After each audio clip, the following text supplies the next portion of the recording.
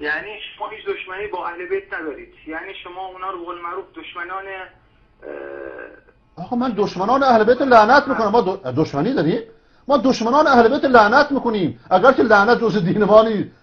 ما اهل بیت از خودمون میدونیم. ما میگیم اهل بیت همشون اهل سنت بودن، یک نفرشون شیعه نبوده. یک نفر از اهل بیت از امام علی علیه السلام تا امام حسن عسکری یک نفرشون عقیده شیعیان رو نداشته، نه به امامت معتقد بوده، نه به اسمت، نه به ولایت. همه اون چرا شیعه داشت امروزه داره اهل بیت نداشتن. حاضرم این موضوع رو با هر مرجعی از مراجع شیعه مناظره بکنم. هیچ کدوم از اهل بیت پیغمبر از امام علی تا امام حسن عسکری علیه السلام عقیده شیعیان رو نداشتن. دشمنی با اونها آقا ما چطور ممکنه باشون دشمنی داشته باشیم که بر نماز برشون درود میفرستیم؟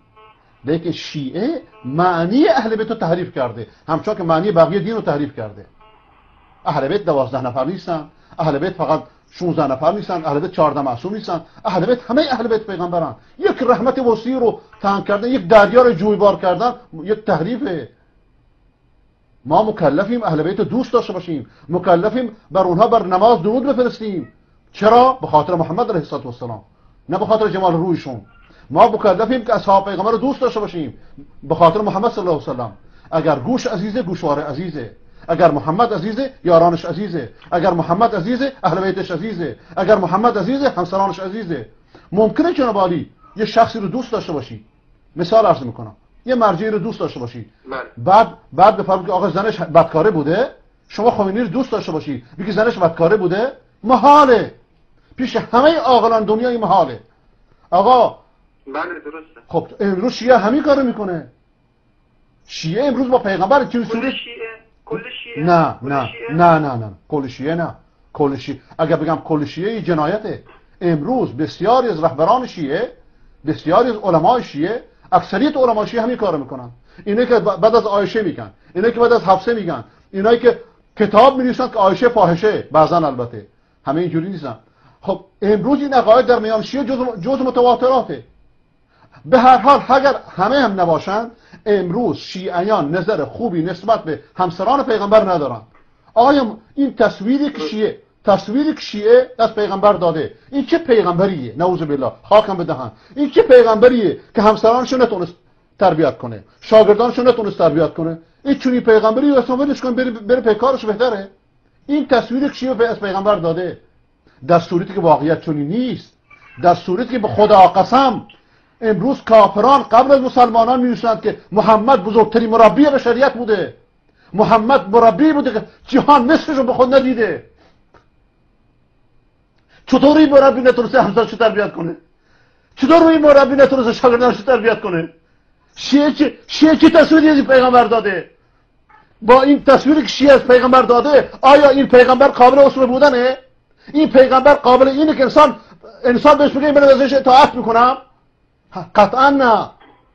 ولذا شیعه امروز تصویر پیغمبر خراب کرده، تصویر اهل بیت خراب کرده، لیکن عموم شیعه این چیزا رو نمیدونه. عموم شیعه ایمان پاک داره. عموم شیعه فکر میکنه که بعد اهل بیت پیغمبر ظلم شده. اما تصویر کلی رو نگاه کنید.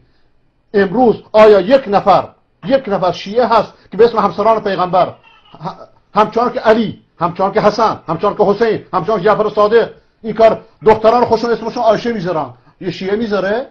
نه.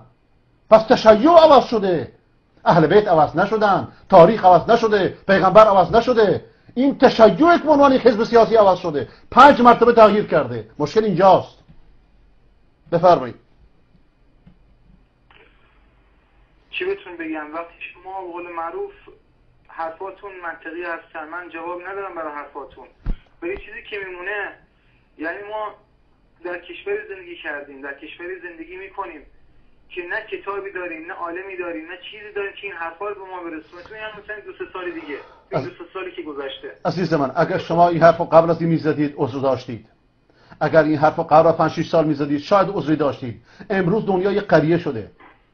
امروز کافران فوج مسلمان میشن. شیعه امروز حق نداره این حرفو بزنه. امروز اینترنت در خانه شماست، تلویزیون در خانه شماست. فقط کافیه اون کینه ای را که ملایان شیعه بین سنی و شیعه گذاشتن کنار بذارید، با عنوان یک انسان آزاد فکر کنید. شما اصلا فکر کنید شیعه نیستی، سنی نیستی، اصلا مسلمان نیستی، یک انسان آزادی.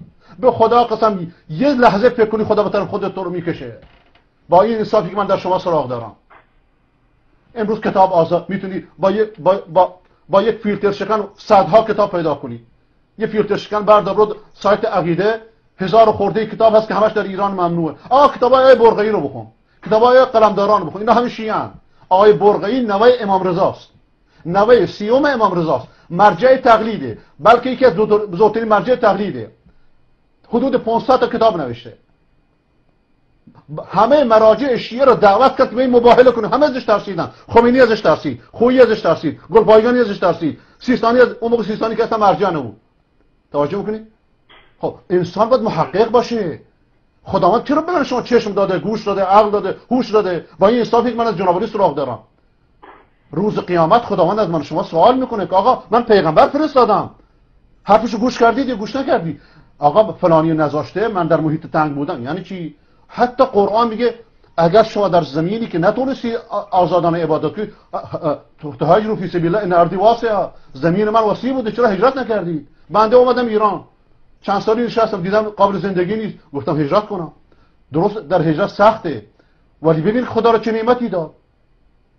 زمین خدا واسعه. مهم اینه که انسان به حقیقت برسه، مهم اینه که به عشق خودش برسه، مهم اینه که به خدای خودش برسه، مهم اینه که وجدانش راحت باشه، مهم اینه که به جنت بره، مهم اینه که به بهشت بره. این مهمه. بفرمایید.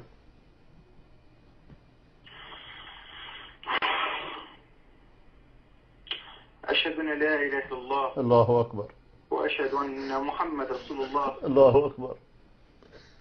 لا اله الا الله محمد رسول الله. لا اله.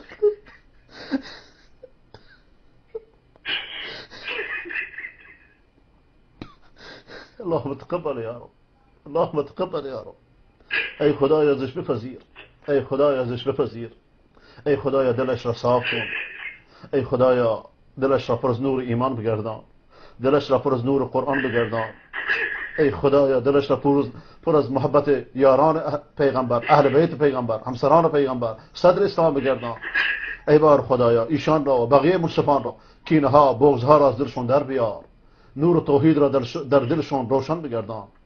ای خدایا او را مشعل هدایتی برای قوم خودش بگردان، مشعل هدایتی برای خانواده خودش بگردان. روز به روز به قرآن و سنت نزدیکترش کن، روز به روز به توحید نزدیکترش کن.